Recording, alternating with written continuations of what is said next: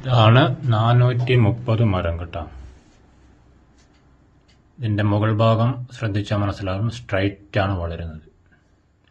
414 വളഞ്ഞാൽ വളരുന്നതെങ്കിൽ 430 straight വളരും. പിന്നെ ഇതിൻ്റെ പട്ട ശ്രദ്ധിച്ചാൽ മനസ്സിലാകും, ഒട്ടുപാലിന് കട്ടി കുറവാണ്. 414 പോലെ പട്ടയ്ക്ക് കുറച്ച് കട്ടി ഉണ്ടാവുകയും ചെയ്യും. പാല് കട്ടി തീരെ കുറവായിരിക്കും, 414 പോലെ തന്നെ. വളർച്ച മുകൾ ഭാഗം സ്ട്രൈറ്റ് നേരെ നിൽക്കും, കാറ്റിനെ പ്രതിരോധിക്കും. അതാണ് 430 മരത്തിൻ്റെ പ്രത്യേകത.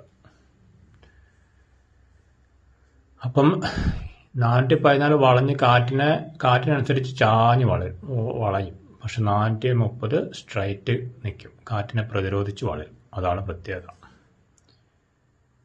പിന്നെ ഈ മരം 105 മരമാണ്.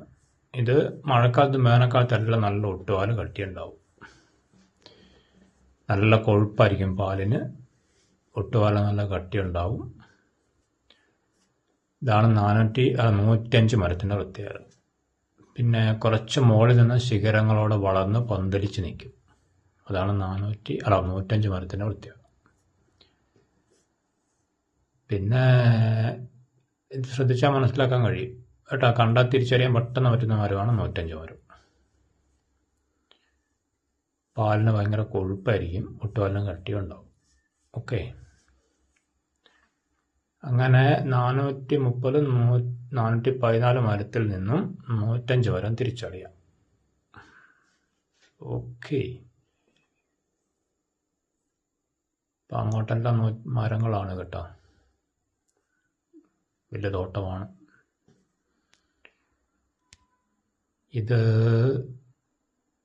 414 മരമാണ് കേട്ടോ. ഇതിൻ്റെ മുകൾ ഭാഗം കൊണ്ടാണ് 414 തിരിച്ചറിയുന്നത്. ചാഞ്ഞ് നിൽക്കുന്നുണ്ടോ, ഇതുപോലെ ചാഞ്ഞ് നിൽക്കും 414 മരം. കാറ്റിനനുസരിച്ച് ഇത് ചാഞ്ഞ് വളരും. ഒടിച്ചിലൊക്കെ അത്യാവശ്യം ഉണ്ടാകും കേട്ടോ. നല്ല കട്ടി കുറഞ്ഞ പാലാണ്, നല്ല പാൽ ലഭ്യത ഉണ്ടാവും. ഒട്ടുപാലിന് തീരെ കട്ടിയും കുറവായിരിക്കും, പക്ഷെ കട്ടി കുറഞ്ഞ പാലായിരിക്കും കേട്ടോ. ഇതിൻ്റെ മുകൾ ഭാഗം കൊണ്ടാണ് ഈ മരം തിരിച്ചറിയുന്നത്. വളരെ ചാഞ്ഞ് നിൽക്കും, അത് അതിശയകരമാവണ്ണം ചാഞ്ഞ് നിൽക്കുന്ന മരങ്ങളാണ്. അതാണ് 414 തിരിച്ചറിയുന്ന പ്രത്യേകത. ഇതിൻ്റെ വെട്ടിൻ്റെ പട്ടയം കൊണ്ട് തിരിച്ചറിയുന്ന എങ്ങനെയാണെന്ന് വെച്ചാൽ, തൊലിക്ക് കട്ടി കുറവാണ്, ശ്രദ്ധിച്ച് വെട്ടിയില്ല തടിയേക്കുള്ളൂ. ഒട്ടുപാലിനും കട്ടി കുറവാണ്. അപ്പോൾ RRII മരങ്ങളാണ്, 3 ഇനം മരങ്ങളാണ് ഇതൊക്കെ.